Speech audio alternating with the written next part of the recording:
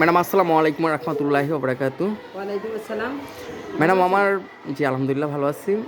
Madam আমার প্রথম প্রশ্ন হচ্ছে, গত ৫ই অগাস্ট বৈষম্য ছাত্র আন্দোলনের পর আপনার বর্তমান প্রতিষ্ঠানটি কী পরিস্থিতি আমাদেরকে একটু বলেন প্লিজ।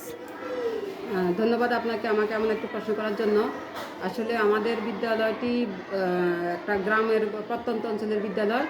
তো এখানে মেইন রোডের সাথে কোনো কানেক্টেড নাই।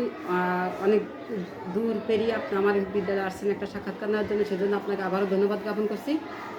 আমাদের বিদ্যালয়ে বৈষম্য বিরোধী ছাত্র আন্দোলন কিংবা ৫ই আগস্টের পরে এমন কোনো অপ্রীতিকর ঘটনা ঘটে নাই, এবং এর আগেও ইনশাল্লাহ এমন কোনো অপ্রীতিকর ঘটনা ঘটে নাই।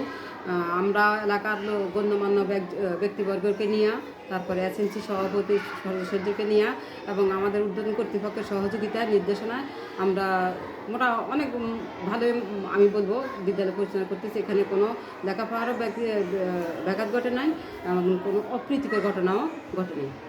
ধন্যবাদ ম্যাডাম। আমার দ্বিতীয় প্রশ্ন হচ্ছে, আপনি একজন সম্মানিত প্রধান শিক্ষিকা, আপনার প্রতি আপনার সহকারী শিক্ষকদের কেমন সহনশীল আচার আচরণ এবং আপনার তাদের প্রতি কেমন সহনশীল আচার আচরণ যদি একটু বলতেন প্লিজ।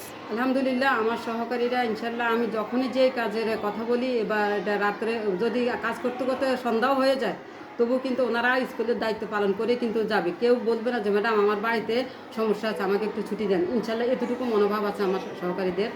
আর আমার প্রতি সহকারীদের কি, সেটা আমি বলবো, আপনি যদি তাদেরকে পার্সোনালি জিজ্ঞেস করেন তাও ভালো হয়, যে আপনার হেডমিস্ট্রেস থেকে আপনারা সহানুভূতি পান কিনা, সেটা আপনি আরও ক্লিয়ার হতে পারবেন। তবে আমাদের শিক্ষণ থেকে আমরা এখানে সবাই এক পরিবারের সদস্য। এমন কোনো কিছু আছে যেটা আমরা পরিবারও শেয়ার করি না, কিন্তু আমরা বিদ্যালয়ে কিন্তু কলিগেরা সেটা শেয়ার করি।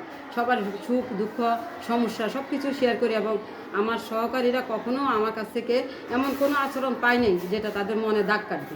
ইনশাল্লাহ আমি এটা দাবি করে বলতে পারি। ধন্যবাদ ম্যাডাম, আপনাকে অসম্ভব ধন্যবাদ। নিয়াজ নিউজ টিভির পক্ষ থেকে আন্তরিক শুভেচ্ছা ও অভিনন্দন। ধন্যবাদ আপনাকে।